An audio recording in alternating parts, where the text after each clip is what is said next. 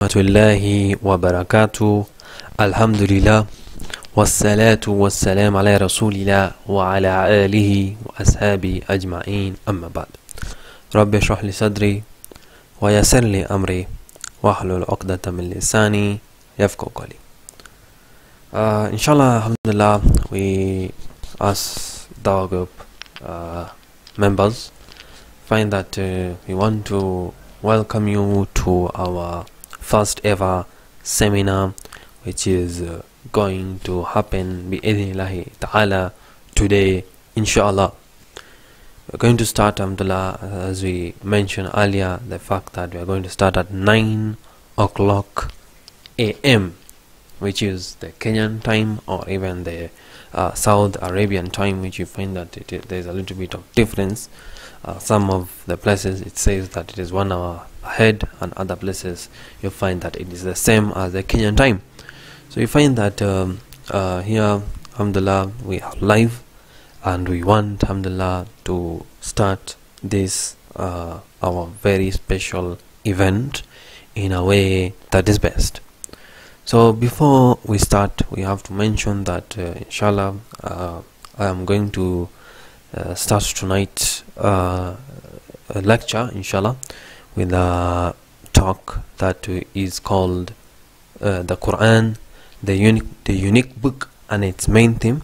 And I think so you can see that in the screen we have that part, and the uniqueness that is in the seminar. The seminars, they are not just like that. The uniqueness in the seminar is the fact that you have PowerPoints, and alhamdulillah, you will get also this PowerPoint, inshallah, bi'idhnillahi ta'ala. So don't worry about that. We will put the link where you can get this PowerPoint. So you can see that the PowerPoint here, alhamdulillah, we're going to use here, inshallah. It doesn't have many slides, but inshallah we're going to use this PowerPoint in our utmost way. Okay, so you find that it is you can see in this PowerPoint, that is the first screen. You can see here it is written, it is part 8, and it has written that we are talking about the Quran. Now, why have we written the fact that it is part 8 and not part 7 or not part 6? We find that part 7, we had talked about it previously on that topic which was called Who Wrote the Quran, and bin Ta'ala also we mentioned, and we talked about not just like that, the uniqueness. Several videos. Alhamdulillah, it was very nice for us to understand many things about this topic. Now, inshallah, you find that also part 6 we talked about the other topics, and alhamdulillah, I don't want to go into that because we find today's seminars we have to talk about a little bit of many topics bi'idhnillahi ta'ala. And I'll start with part 8, and I have to mention that this topic is very much important. It's talking about the unique book, which is the Quran. The Quran is the unique book of Allah Azza wa Jal, and we are also going to talk about its main theme, the main theme of the Quran. So inshallah, this is a very important thing. You find that if we don't know the Quran, then there's trouble. And I've written here, you can see that who is presenting is me, that is alhamdulillah your brother Abdullah Aftab, and find that it's a special seminar which we are doing it, alhamdulillah, Saturday 26 August 2017, because this seminar is not only to be done on another day, but today, alhamdulillah, shukrillah. So you find that the organization is Dawah Group, and this is our organization. You find that where you find that we teach people, alhamdulillah, about the deen of Islam. So I want to start as soon as possible, and I will start by talking about the meaning of the word Quran. The meaning of the word Quran, and we have to know that this word Quran, we also defined this even previously in our few lessons, but in the seminar is the fact that you have again. We have to know that the word Quran, it is a verbal noun. What meaning of verbal noun? You find that this is something of verb. A verb is something you are doing. So you find that this is a verbal noun, and it is equivalent in meaning to qira', as both they came from the verb qara'a, which means now to read. And what we mean here is that the Quran, being the verbal noun, it means that you're doing something, but in itself also it's a noun, and showing us that you are doing here something, and that's why you find that it is meaning you are doing some work, you are doing some action here, and the action here you are doing, it is to read or to recite, or to repeat. That is now the word we are talking about here, the Quran.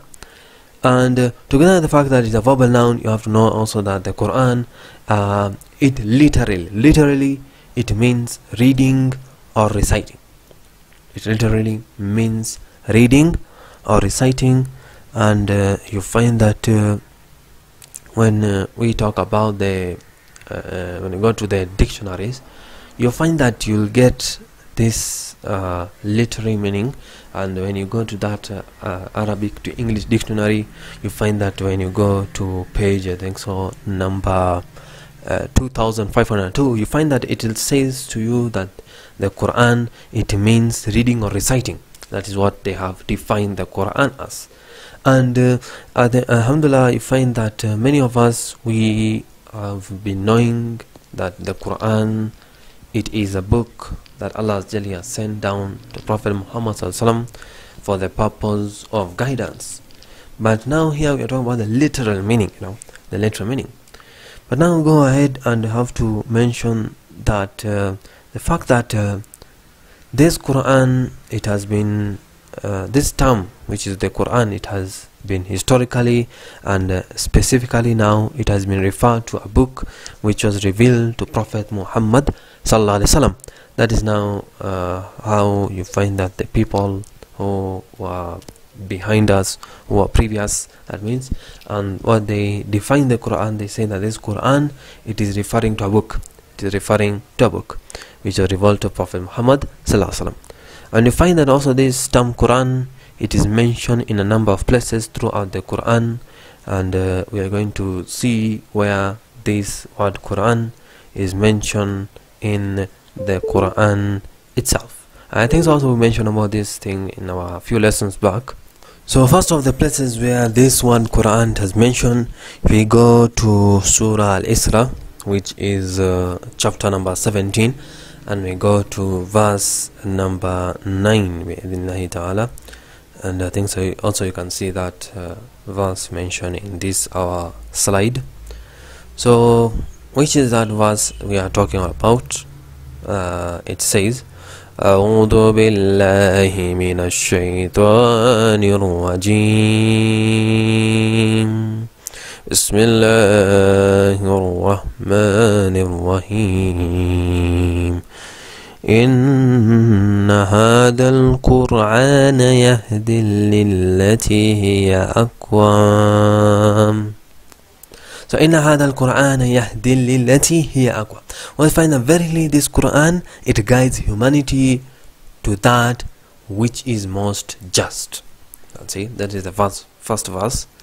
And we said the name of the Quran here, it is used to refer to both the Quran and it is used to refer to both the Quran as a whole, and also it is used to refer to a group of verses, as in the following verse, which is another verse that we are going to talk on about. So this is in Surah Al-Araf, chapter number 7, and the verse is number 204. So what does it say? Bi'idhnillahi ta'ala. It says that أعوذ بالله من الشيطان الرجيم وإذا قرئ القرآن فاستمعوا له وأنصتوا لعلكم ترحمون. So it says that and if the Quran it is recited, you should listen to it and be silent, that you may receive mercy. So you find that this word Quran, which has been mentioned in these two verses here we have mentioned, we have seen that in the first verse, which was in Surah Al-Isra, it says that that this Quran, which is now the book, now it is referring to the book as a whole. And in another this same verse I'm talking about, it also refers to as a group of verses. The Quran is a group of verses. Also in this verse that you mentioned about the Araf, Surah Araf, it says that, and if the Quran is recited, you should listen to it. That means when the Quran, that is the verse of the Quran are recited, you should be listening. You should listen to it in a way that is best. So you should be not putting any sounds in between when you are reciting this word of Allah Azza Jal. So let us now go to the next slide bi-idhnillahi ta'ala. And the next slide, it says that the other names of the Quran. The other names of the Quran. And what do we mean when we say that we have other names of the Quran? Here I think so we mentioned even previously, but inshallah I will go on talking about it. We have to know that this Quran, it has been referred by other names. Like example, we have, this Quran, it has been referred to as the Furqan. The Furqan, now it is the criterion. It also means the distinction. And what we mean, the Furqan, it has been mentioned in Surah Al-Furqan in itself. If you go to Surah Al-Furqan, chapter number 25, and you go to verse number 1. أعوذ بالله من الشيطان الرجيم تبارك الذي نزل الفرقان على عبده ليكون للعالمين نظيرا. In this verse you find that what we have been taught here is that there is a word Furqan mentioned here, and it says here that blessed is he, Allah who has revealed the Furqan to his slave in order that he may be a warner to all the worlds. So you can see that Allah mentioning the fact that this Quran, it is Al-Furqan, meaning that it is something which is distinctive from other books. It is distinctive from other books. And together with the fact that it is distinctive, it is also a criterion to know what is good and what is bad. The fact that the Quran, it is Al-Furqan, it's very much important that when you know that this Quran, it is Al-Furqan, it teaches you that the Al-Furqan, what's the meaning of it, and with knowing its meaning, you know that the Quran, it is able to guide you, as Al-Quran, it will guide you what is right and what is wrong. So inshallah we go to the next thing. You can see that in the PowerPoint here, it has been mentioned here that the other names of Quran we have, it is dhikr. Dhikr, it means what? What's the meaning of dhikr? And here even you can see that it says that it is reminder. It is a reminder. And a dhikr, you find that it is mentioned in Surah Al-Hijr, chapter number 15, and the verse is number 9. Verse is number 9. PowerPoint. أعوذ بالله من الشيطان الرجيم إنا نحن نزلنا ذكرا وإنا له لحافظون. So this verse, you find that it teaches us that the Quran, it is dhikr, and it says that verily I reveal the dhikr, and verily I will preserve it. This is what Allah is saying, that I here, it's showing that Allah is saying here, and Allah is saying that He is the one who revealed the dhikr, which is the Quran, and He is the one He is the one who will preserve it. And you find the Quran, it could be defined as Allah words which they were revealed in Arabic, and it is in a rhythmical form to the Prophet ﷺ. This is very much important to know that the Quran, when it has been revealed in Arabic, it has its purpose, because when it is revealed in Arabic, the Arabic words, they are very much short, but they are very much inspirational. Okay, they are very much inspirational. And together that also you find that there are other also names of the Quran, and I mentioned this in our video. Alhamdulillah, you can see that in that PowerPoint here we have mentioned here that there's a link here. You can see that if you go to our previous YouTube link here, if you go to that and click to that, and inshallah you can see our video which we did in our lesson here, alhamdulillah, and it's a very nice lesson in which I mention many of the names of the Quran. Bi'idhnillahi. I want to go ahead and I have to mention that when you see Quran, Allah Azza, the way He has defined it, He has defined it in the way, the fact that it has been revealed in Arabic, and it has been revealed in a rhythmical form to the Prophet ﷺ, and also its recitation, it is used in acts of worship. We find that the Quran, the recitation of it, it is used in the act of worship, and also we find that the Prophet ﷺ, he divinely and also we find that there are chapters or there are surahs in this Quran, and this smallest chapter or surah, it is of a miraculous nature. It is of a miraculous nature. Together with that, also we find that the Prophet ﷺ divinely inspired statements which are recorded by his followers. They are generally referred to as hadith. For example, the Prophet ﷺ companion Sahabi Umar bin al-Khattab, he reported that he once said that verily the deeds that are judged by action, and you can go and see that in Sahih al-Bukhari in the volume 1, page 1, hadith which is number 1, and also you can see in hadith in Sahih Muslim, and this is in volume 3, page number 1056, and the hadith is number 4692.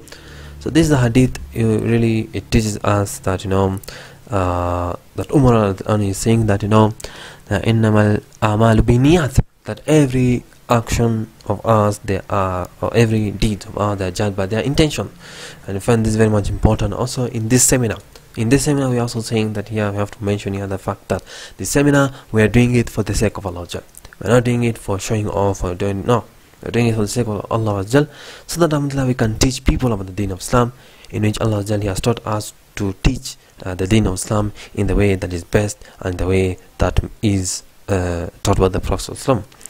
And finally, we have to go ahead and we have to mention the fact that however, in some of his statements, the Prophet he attributed what he said to Allah. For example, another Sahabi, Abu Huraira, he reported that the Prophet he said that Allah, the Most High, he says that I am as my slave, he thinks of me, and I am with him when he remembers me. So if he remembers me to himself, I will remember him to myself, and if he remembers me in a group, I will remember him in a group, in a better group, sorry. And this is a hadith which is mentioned, it is mentioned in Sahih al-Bukhari, volume 9, and it is hadith number 502, and also it is mentioned hadith of Sahih Muslim in volume 4, page number or hadith number 6471. This hadith is teaching us something, and it's saying that Allah Most High, He says, you can see, Yaqulullahu Ta'ala, Allah Most High says. Now I find that this wording, it really shows us the fact that this hadith, it is unique from the other hadith, because if we go back, alhamdulillah, if we go back to our previous hadith, here the hadith, it says that verily the deeds that judged by intention. And here is Umar bin al-Khattab, he said that the Prophet is the one who said. Here it is the Prophet who has said that verily the deeds, they are judged by their intentions. Okay, now we have defined Quran. Okay, we have defined Quran. Now, together with Quran, something very important in our deen of Islam, it is the hadith. And here I'm going to mention here, inshallah, two types of hadith here, bidna ta'ala, inshallah.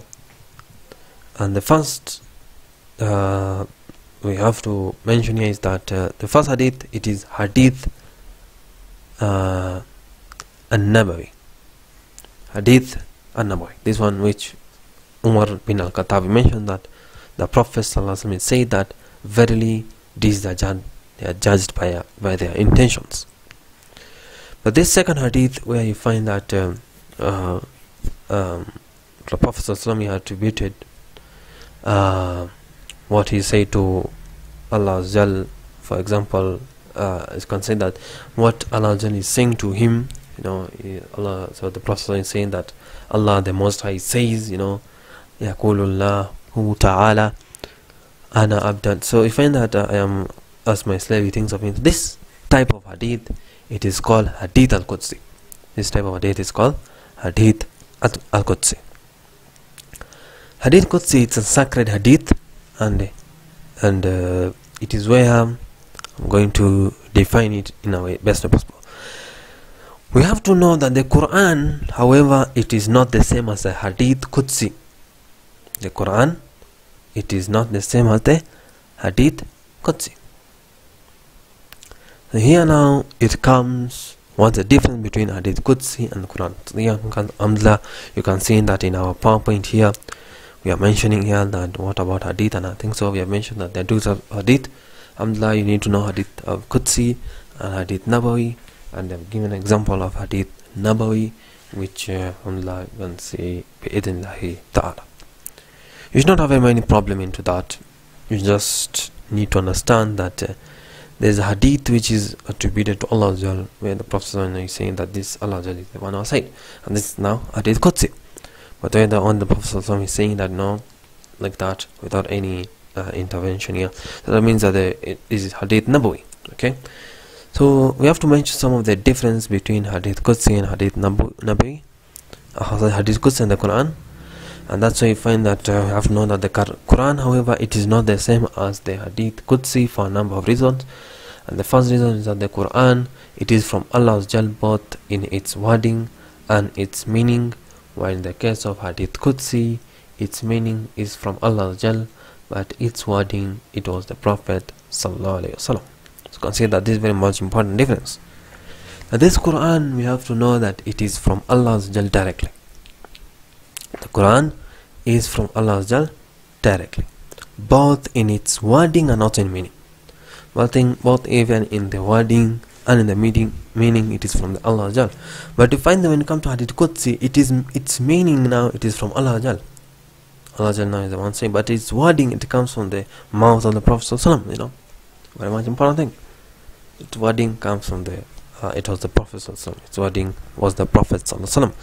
Another difference we have to mention, number two, alhamdulillah, if anybody, alhamdulillah, we have to know that this seminar, we are not doing just like that.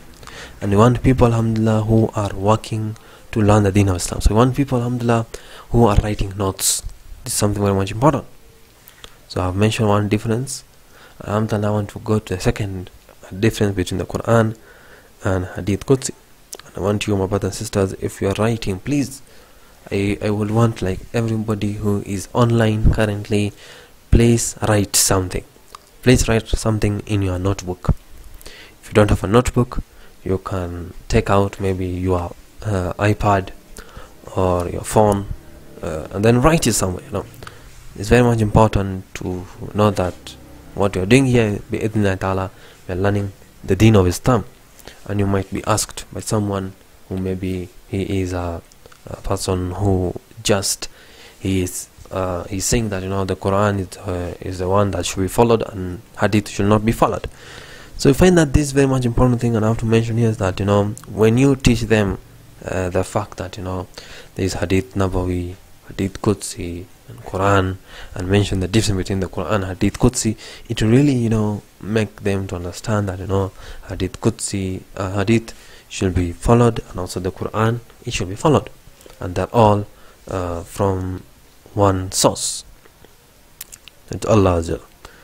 So we have to mention, but here we have to mention the difference between the Quran and hadith Qudsi. So first one, we have mentioned the difference, and alhamdulillah, if you have started to write, please write it.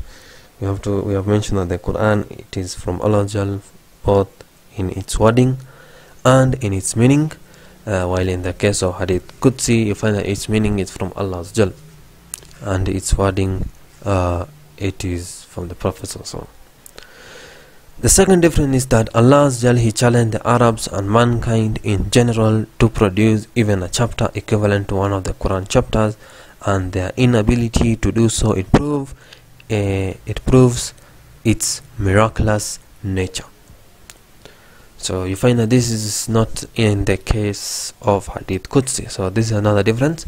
you find that alhamdulillah, we talked about the challenge which was mentioned in the Quran, and here Allah He challenged the Arabs, that the Quran, that the mankind, if they can produce even a chapter equivalent to one of the chapters of the Quran, and you find that they are not able to do so, and this is showing that the Quran, it is very much miraculous. But you find that there is nowhere in the Hadith Qudsi you find that Allah challenges anyone to to create one Hadith Qudsi, because the fact that they are not the same here, so there's a difference between Hadith Qudsi and Quran in that way, okay, and that is another difference. So alhamdulillah, I think so you're writing. Please, my brothers and sisters, I want you to write these things so that you will able to learn the deen of Islam in the way that is best. So the third difference I want to mention here is that the recitation of the Quran, which is used in Salah and is itself considered a form of worship, as the Prophet ﷺ said that whoever he reads a letter from the book of Allah, the Most High, he will get a good deed recorded for him, and each good deed is worth 10 times its value. And I'm not only saying that Alif Lam Mim is a letter, but I am saying that Alif is a letter, Lam is a letter, and Mim is a letter. And this is a hadith which is reported by Ibn Masud and collected by At-Tirmidhi and Ahmad ibn Hanbal rahimahullah ta'ala. So you find that however, the recitation of Hadith Qudsi, it carries none of these properties, and this alhamdulillah you can see in the principles of Islamic jurisprudence in page 15, and also Qawaidat at-Tahdith min Funun Mustalih al-Hadith, page 56. So this again shows that that when you recite this Hadith Qudsi, it doesn't have a reward like the way the Quran it has. So this shows that there's a difference between the Quran and Hadith Qudsi. The Quran, you find that it is a form of worship when you just recite it, and that's why I mentioned here the Hadith that the Prophet ﷺ mentioned that no Alif Lam, when you recite only one letter from the book of Allah, you get the good deed, and each good deed here, it is 10 times its value. And here Alif Lam Mim is not a letter, but Alif is the letter, Lam is the letter, Mim is the letter. That means you get 30 good deeds with just reciting Alif Lam Mim. So this shows us that recitation only of the Quran, you get a lot of good deeds, but have to know that when it comes to the recitation of Hadith Qudsi, you don't get doesn't have the property of the fact that if you recite it, you get a good deed like the way the Quran we get.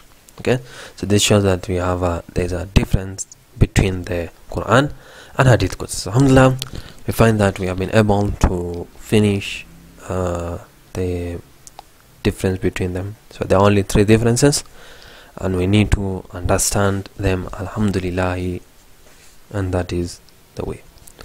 So our last topic, alhamdulillah, I can see that we are in slide number 6, and here we are going to talk about the main theme of the Quran. The main theme of the Quran. Alhamdulillah, this is a little bit very much not very much big. Alhamdulillah, I'll do it in a little bit faster way, because we find that we have a long day today, bi'idhnillahi ta'ala. So in this hadith, the fact that what are the main theme of the Quran, Quran itself, we find that it was revealed to Allah Azza wa Jal, and being revealed, it was revealed by Allah Azza wa Jal to the Prophet Sallallahu Alaihi Wasallam, and through the Prophet Sallallahu Alaihi Wasallam we find that we learned a lot from the Quran. But together with that, you find that many people, they maybe have read the whole Quran, and you find that they may not have understood some of the few things, and then they come now to the Sheikh and they ask him, Sheikh, I've read the Quran from the start to till the end, and you find that I've not been able to understand many of the things, many of the concepts. I've found difficulty in understanding them.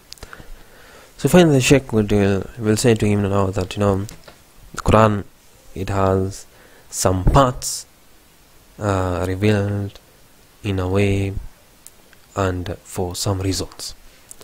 Maybe you find that there's a verse of the Quran, it has been revealed for the purpose of the people at that time, the Sahabas, to gain lessons, to get the benefit at that time. So you as a person, you cannot gain the benefit of the Quran just by reading the translation, and you find that you cannot understand like that. But the best way you can understand this, the Quran, is by taking maybe one verse and I can see that where this was also this PowerPoint. What is the tafsir of this verse, and others, That's the way we go ahead. Now here I want to mention the main theme. What is the main theme of the Quran? Not only that is the Quran unique among the books today in its origin and purity, but it's also unique in the way it presents its subject matter. This is a very important point, that the uniqueness of the Quran, and that's why you can see the topic that we started. Alhamdulillah, you can go even in our PowerPoint. Alhamdulillah, what's the topic now? My sister, what's the topic? Topic is called the Quran, the unique book, and its main theme. The Quran, the unique book. So you can see that the uniqueness of it is very much important. The uniqueness of it is very much important, and it shows that the Quran is unique. That's the first thing. That's the first thing you have to know. The Quran is unique from the other books. All other books, may you find that the way they present their subject matter, maybe if you want to know the main theme of their book, the novel, you go back to the book and you just read, what has been written in the back, and maybe it will say to you, now this is a story of a man, and then it will tell you now what the subject matter is.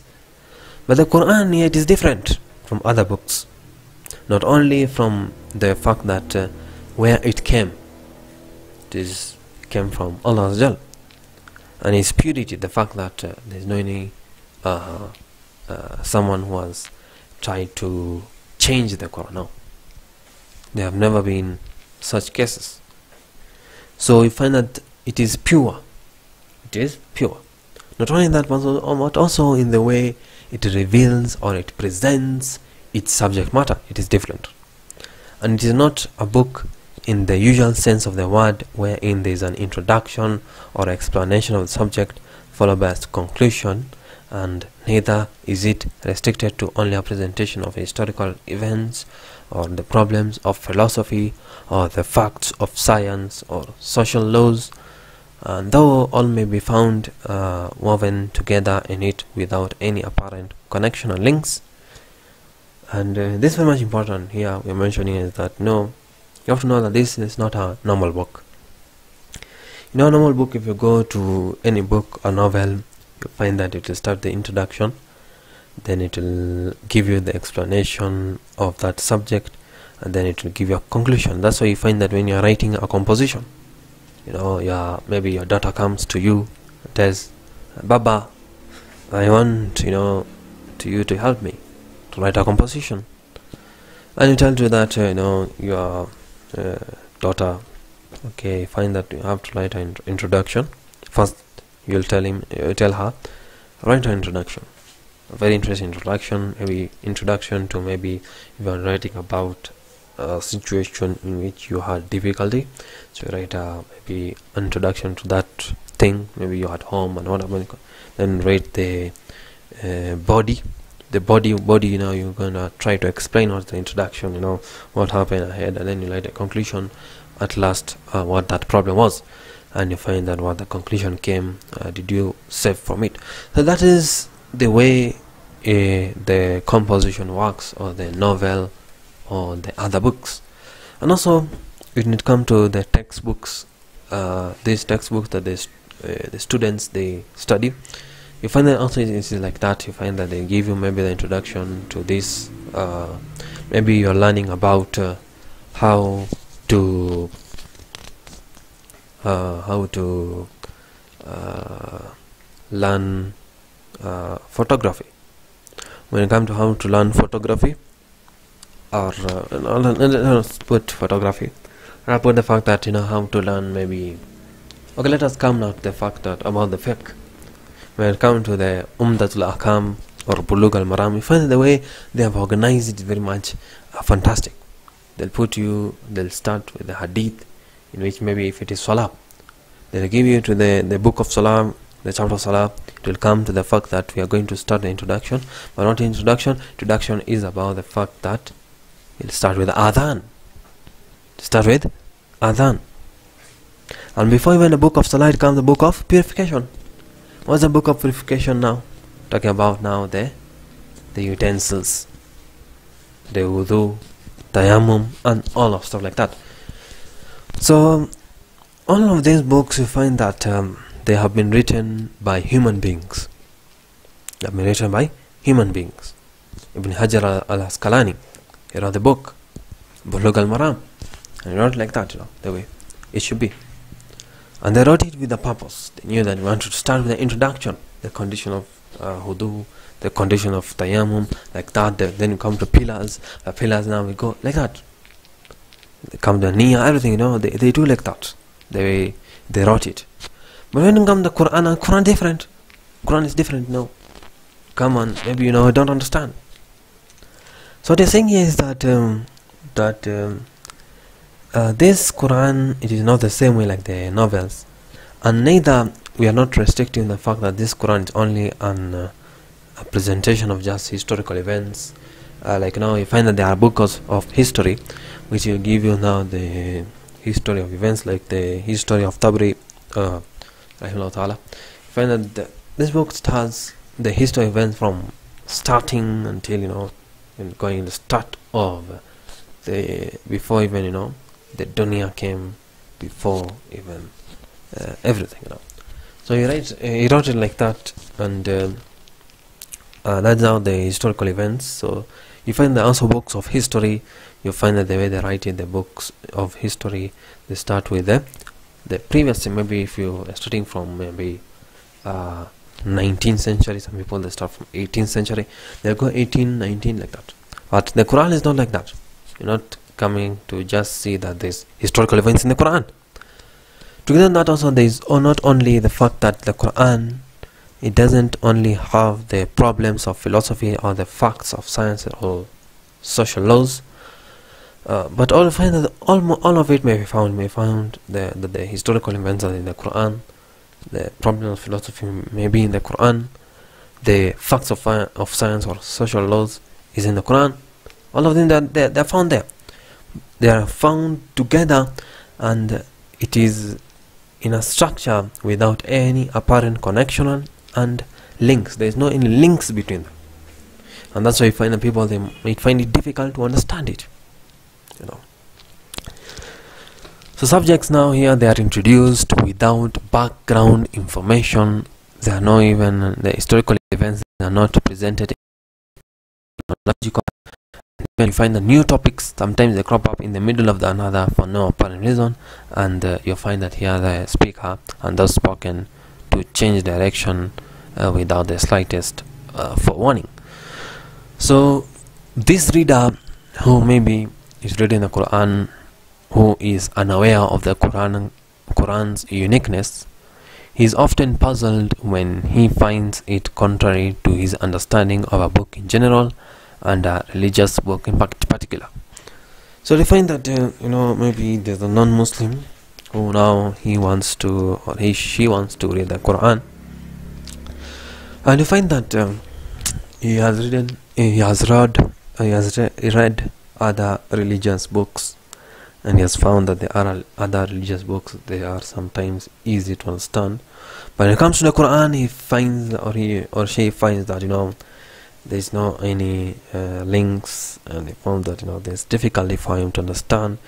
So we are here now to teach them the fact that the Quran is unique. Yeah. The Quran is unique, and you have to understand the Quran. It may seem disorganized and haphazard to him. However, to those people who they understand its subject matter, and they understand its aim, and they understand its central theme, you find that the Quran is exactly the opposite. Are we together, my brothers and sisters? What you're saying is that, a non-Muslim who he doesn't know what is the subject matter of the Quran.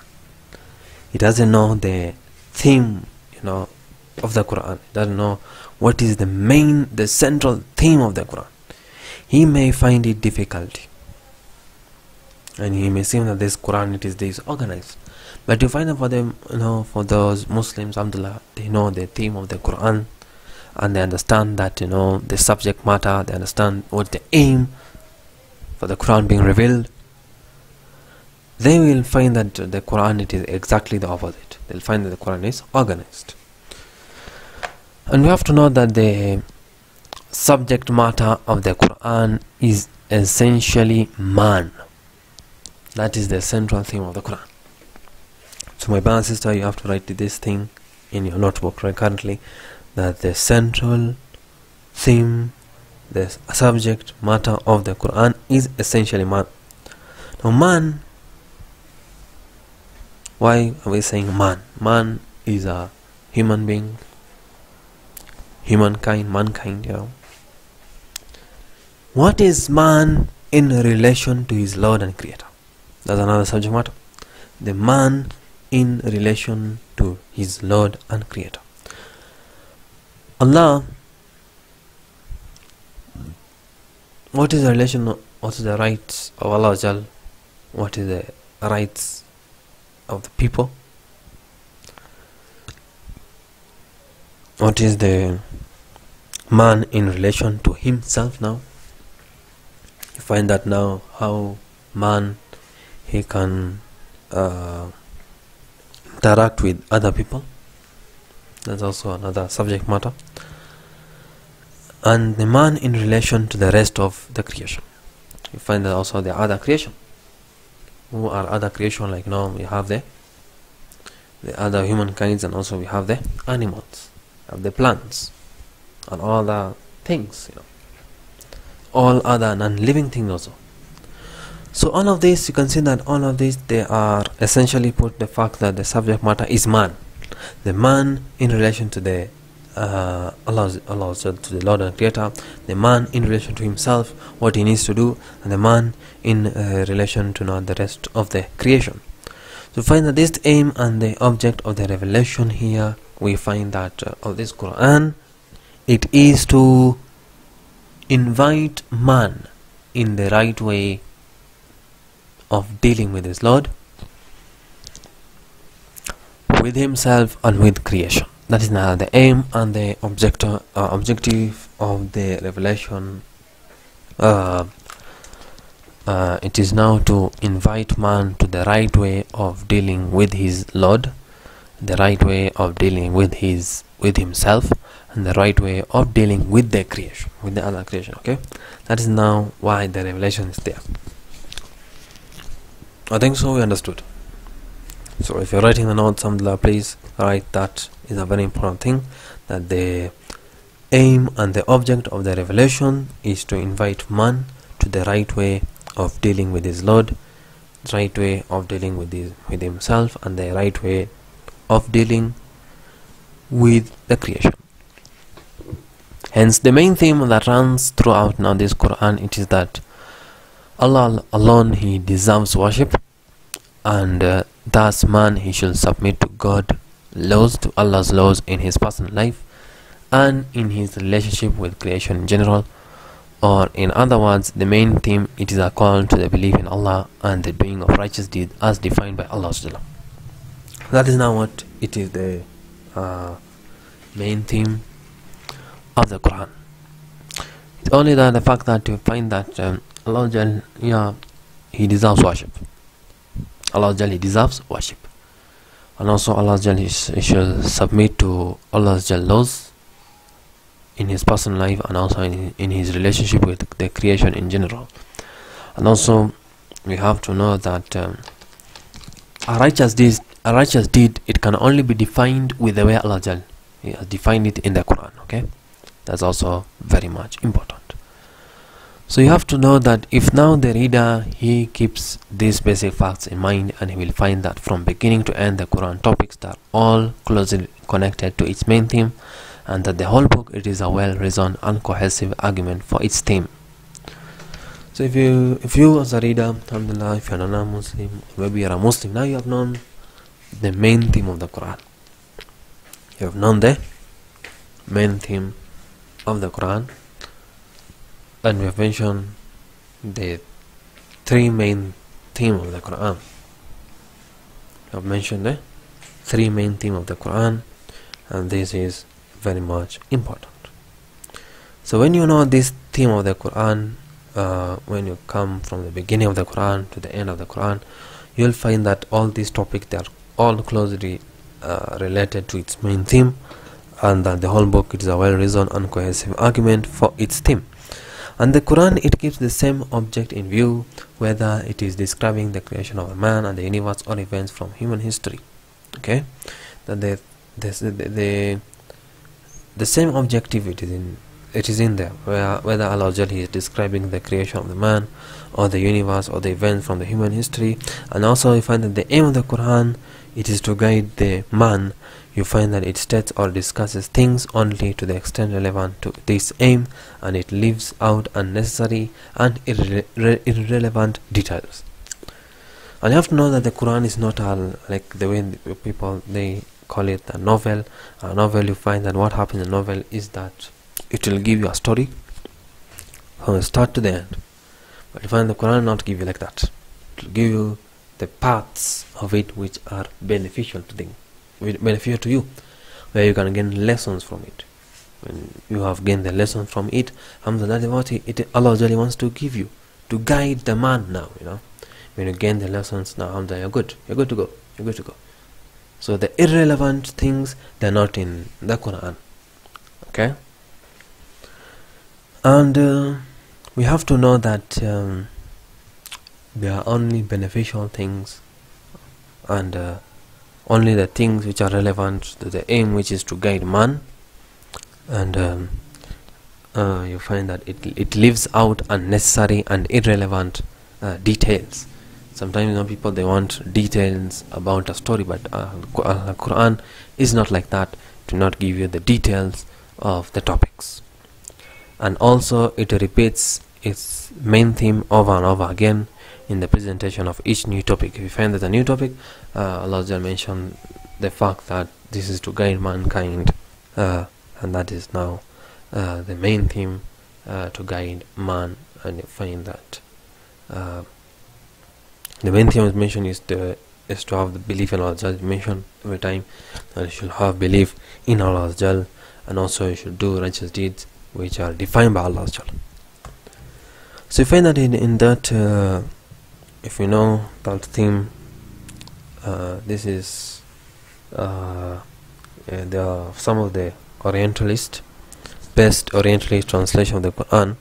The translator was Arthur John Arbery. He writes that there is a repertory of familiar themes running through the whole Quran, and each surah elaborates or adumbrates one or more, often many of these.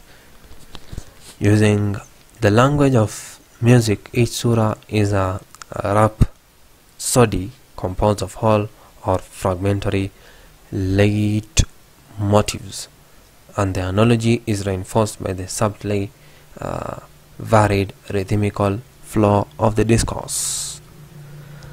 So that's what Arthur John Arbery writes, and you can see that one in his book. Okay, and the book is the Quranic Interpreted, in page 28. So he's saying that the first thing, he's saying that there is a repertory of familiar themes running through the whole Quran, and in each surah. That means in a Quranic chapter, every chapter, it has the familiar themes running through, repeating itself. That is what he's saying. Another thing is saying that it elaborates or adumbrates. What the meaning of adumbrates? Mean that it indicates faintly or in outline. You find that maybe it is indicating the fact that there's a main theme here, in faintly or in outline.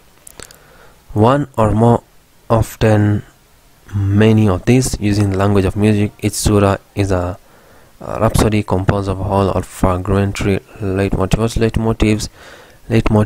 It is recurring features.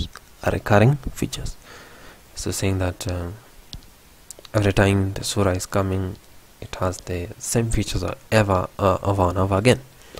And the analogy is reinforced by the subtly varied rhythmical flow of the discourse. Okay, so you can go in that Quran interpreted, page number 28. Alhamdulillah, you can see that. So alhamdulillah, you can see that we are going very much today, alhamdulillah, in a good way. So you have to know that they are following 4 principles that should be kept in mind by any new reader, any new person who wants to read the Quran, if he or she is to avoid unnecessary confusion and disorientation. The 4 principles are: number 1 is that, so please write this principle for the people who are writing, that the book, it is the only one of its type in the world. The book is the only one of its type in the world. That means the book is the Quran. It is unique from all other books in the world. Number 2, its literary style, it is quite different from all other books. Its literary style, it's quite different from all other books. That is also a very much important principle, to know that the literary style of the Quran, it is different from all other books. Also number 3, that its theme is unique. And number 4 is that preconceived notions of the book, they are only a hindrance to the understanding of the Quran. Preconceived notions of a book, they are only a hindrance to the understanding of the Quran. These 4 statements, you find that they are quoted from Abu al-Ma'ududi in The Meaning of the Quran, volume 1, page number 7. That is the 4 principle here. And alhamdulillah, we need to know that this, when we keep these 4 principles in our mind, we know that the fact that this Quran, it is different, the literary style is different from other books, the fact that this theme is unique, and the way this Quran, the preconceived notions of the book, they are only a hindrance to the understanding of the Quran. So don't make the fact that, if you have read other books, it is not the same way, the way you read the Quran. Okay, so alhamdulillah, now inshallah we are going to have our this is our alhamdulillah last topic. Alhamdulillah, now the main of the Quran we have finished it, alhamdulillah. Now we go to our last slide, which says Jazakallah khair, and may Allah Jal accept it from all of us. Ameen Ya Rabbal Alamin. So alhamdulillah, now inshallah I will finish this alhamdulillah now, and we have few minutes. In this few minutes, alhamdulillah, you can take maybe a drink, or you can take maybe some of any food stuff you want to take, alhamdulillah, because we have a long day, alhamdulillah, today, inshallah. So we will stop it here, alhamdulillah.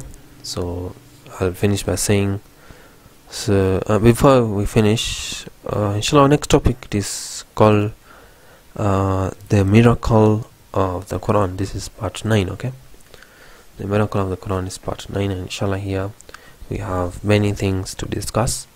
So please let be attentive, inshallah, in our next topic, inshallah, coming after very few minutes, inshallah. سبحانك اللهم وبحمدك أشهد أن لا إله إلا أنت أستغفرك وأتوب إليك والسلام عليكم ورحمة الله وبركاته.